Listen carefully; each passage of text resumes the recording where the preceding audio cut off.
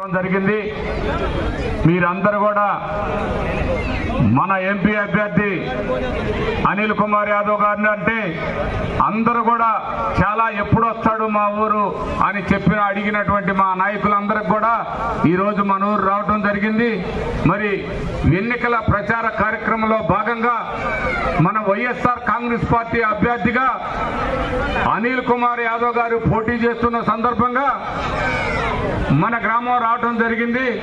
అందరూ కూడా ఫ్యాన్ గుర్తుకు ఓటేసి మన ఎంపీ అభ్యర్థికి ఒక ఓటు, నాకొక ఓటు, 2 ఓట్లు ఫ్యాన్ గుర్తు పైన ఓట్లు వేసి అత్యధిక మెజార్టీతో గెలిపిస్తారని మీ అందరికీ ఈ సందర్భంగా కోరుకుంటూ, మరి ఈరోజు సమయం లేనందువల్ల మన ఎంపీ అభ్యర్థి అయినటువంటి అనిల్ కుమార్ గారు వారు ప్రసంగిస్తారు।